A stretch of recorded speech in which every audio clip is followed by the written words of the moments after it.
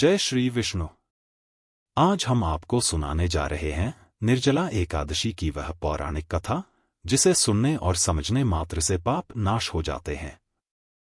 यह व्रत भगवान विष्णु को अत्यंत प्रिय है और इसका महत्व सारे एकादशियों में सर्वोच्च माना गया है। तो आइए आस्था और श्रद्धा के साथ सुनते हैं निर्जला एकादशी की पौराणिक कथा। धर्म ग्रंथों के अनुसार एक बार की बात है, शौनक आदि 88,000 ऋषिमुनि बड़ी श्रद्धा से एकादशी व्रत की कल्याणकारी और पापनाशक रोचक कथाएं सुनकर आनंदमग्न हो रहे थे। इस बीच कुछ ऋषियों ने ज्येष्ठ शुक्ल एकादशी की कथा सुनने की प्रार्थना की।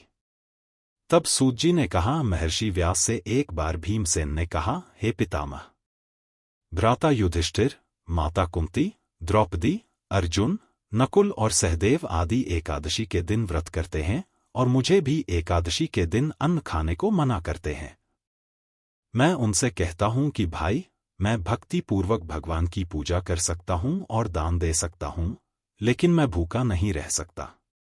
इस पर महर्षि व्यास ने कहा, हे भीमसेन, वे सही कहते हैं।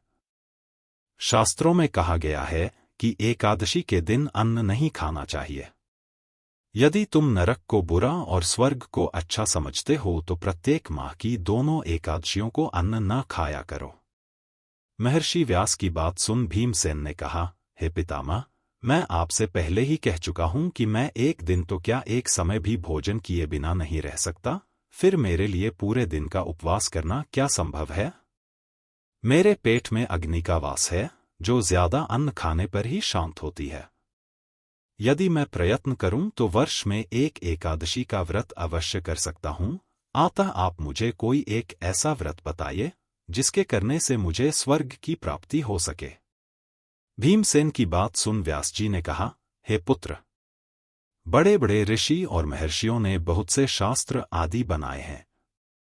यदि कलयुग में मनुष्य उनका आचरण करे तो अवश्य ही मुक्ति को प्राप्त होगा। उनमें धन बहुत कम खर्च होता है। उनमें से जो पुराणों का सार है वह यह है कि मनुष्य को दोनों पक्षों की एकादशियों का व्रत करना चाहिए। इससे उन्हें स्वर्ग की प्राप्ति होती है। महर्षि व्यास ने कहा, हे वायुपुत्र, वृषभ संक्रांति और मिथुन संक्रांति के बीच में ज्येष्ठ माह की शुक्ल पक्ष की एकादशी आती है।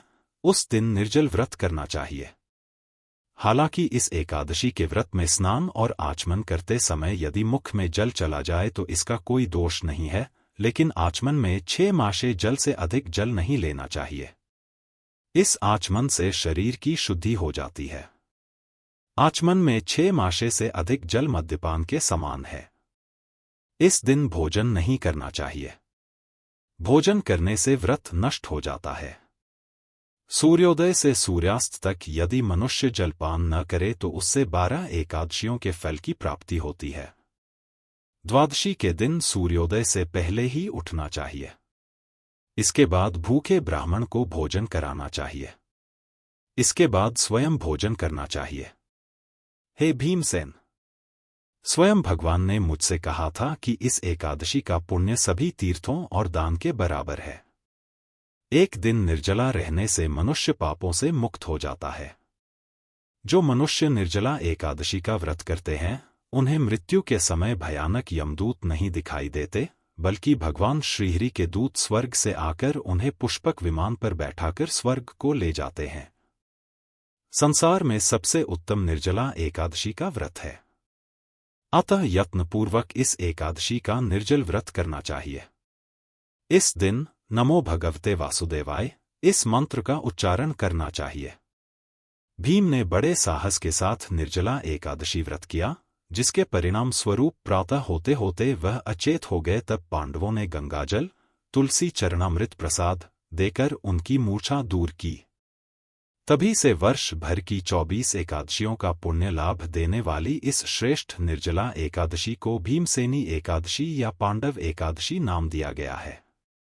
अगर आपको यह पावन कथा अच्छी लगी हो तो इसे जरूर लाइक और शेयर करें ताकि और लोग भी इसका पुण्य लाभ प्राप्त कर सकें।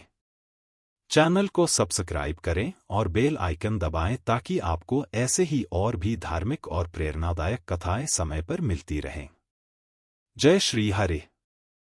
व्रत और भक्ति के इस पवित्र दिन पर भगवान विष्णु जी आप सभी पर अपनी कृपा बनाए रखें। धन्यवाद।